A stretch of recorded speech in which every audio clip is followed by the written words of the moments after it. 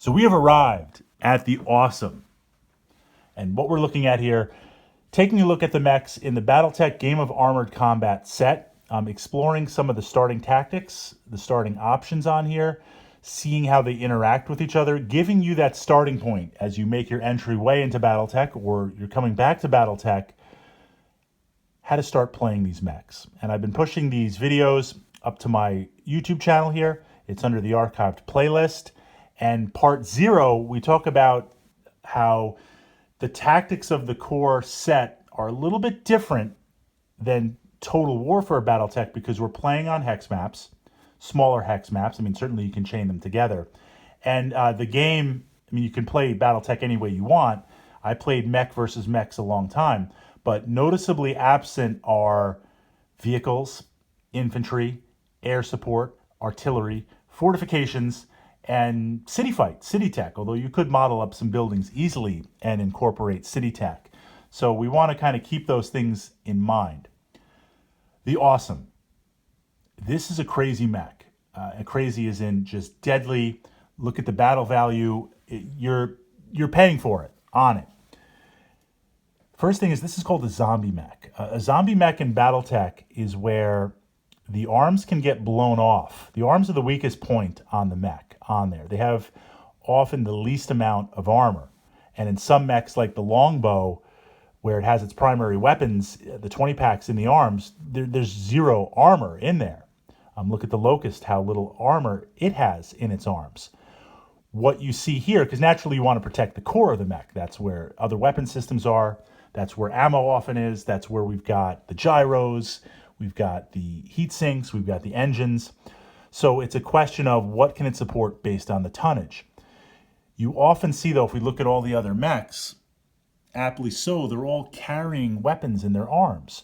So what you'll see with some mechs, when they get their arms blown off, if they have a number of weapon systems in there, then they don't have access to it anymore. The Awesome has a PPC in one of its arms, but the fact that the two PPCs are located in its left and right torso, that means you blow the arms off this mech, it's still firing back. That means its two primary weapons, the PPCs, or it's one primary weapon, the PPCs, they're located in that center torso area. You've got 24 points of armor in there. Then you're going to internals. Now, granted, you could crit it and destroy the PPC, but you don't always get a crit. You have to confirm it. This thing is going to be shooting at you for a long time. This thing is going to be a nightmare on there. Heat is a problem, though. The hex map with the river road on there, you want to get in the water as fast as you can. You really cannot fire off 3 PPCs in a sustained volley. So what you'll see is at longer range, meaning I'm here and we're up against mechs that are far away, if it takes those mechs a turn or two to close with me, that's where I want to be aggressive and fire off 2 or 3 PPCs.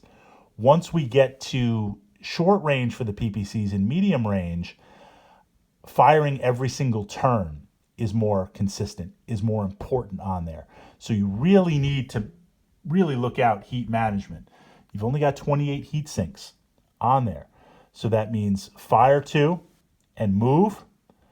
Fire 3 and move, you're going to overheat. Fire 3 and don't move, that means you're going to have to cool down. You really have to watch the heat build up.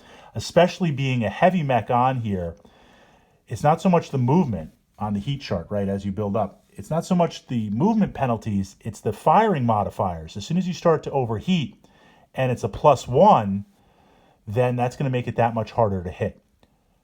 Opposite side. Sometimes you have to push the heat. Sometimes you're surrounded. Sometimes you're going up against a mech and they're really, really battered. You busted them open. You've got 2 internals. You scored an engine hit. I mean, the thing is smoking. Its arms blasted off. You need to finish this mech. So at that point, you push the heat. You can push the heat on the Awesome because it has no ammo.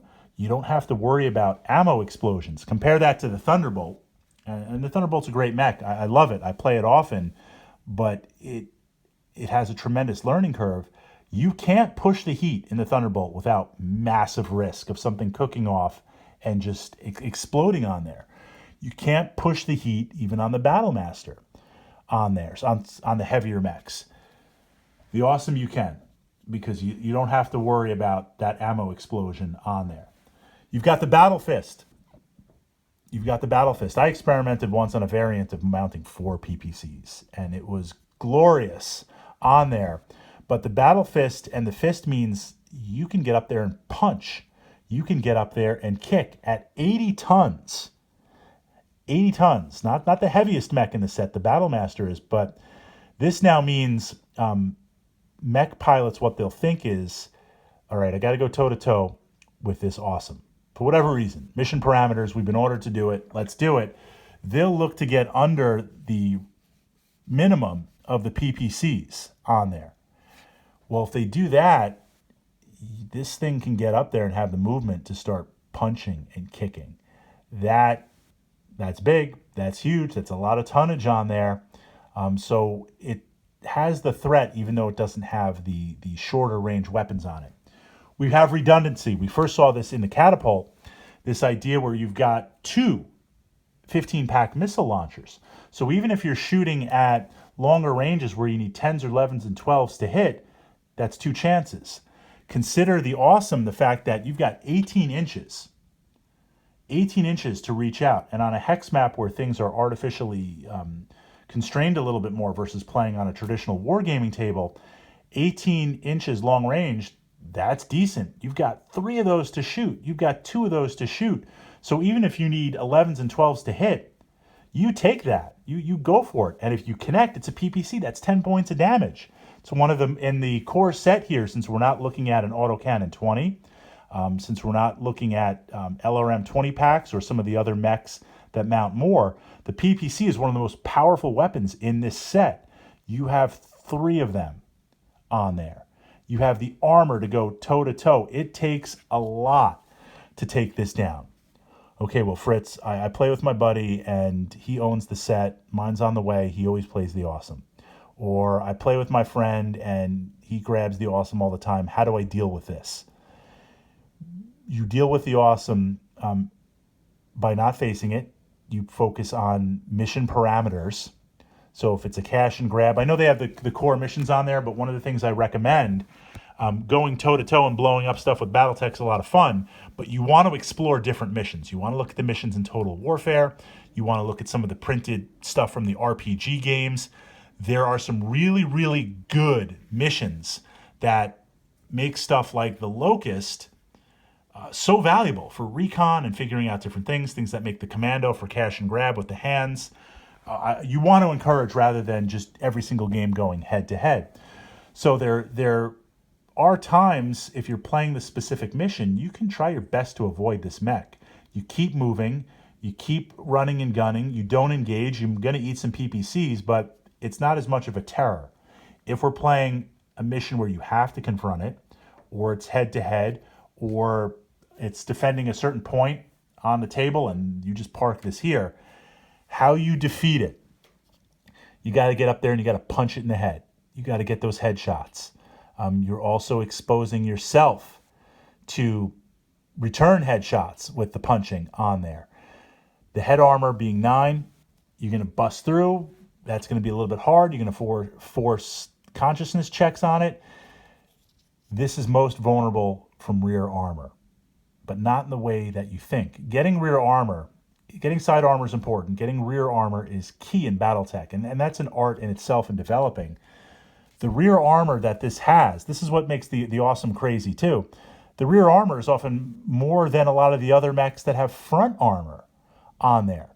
So even if you traditionally get rear armor on here, it can afford to take 2 or 3 or 4 hits rear armor before you punch through. And in that time, it'll turn around and get your attention. But if you can get to rear armor, it's a 1 in 6 headshot on punching. It can't punch back. It can't kick back on there. That's its vulnerable place to do it. How you do that, you're just going to have to see. You're going to have to kind of challenge things out. This is a beast of a mech. This is almost more powerful than the Battlemaster, despite the Battlemaster being more iconic and being more diverse in its weapon system and what it can do, and based on certain missions on there, you're going to have a hard time dealing with the Awesome, especially if your opponent knows how to play it. If you know how to play it, you're going to make it hard for your opponent to deal with on there. But an excellent, excellent machine for them to include, because if you jump out, and you will, into the other Battletech stuff and sets and kind of picking up other miniatures, you are always going to be able to utilize this. And if you're not sure what your opponent is going to bring, the Awesome is an amazing counter to almost everything out there. That said, to balance out, 1,605 battle value. You're not getting this mech for free.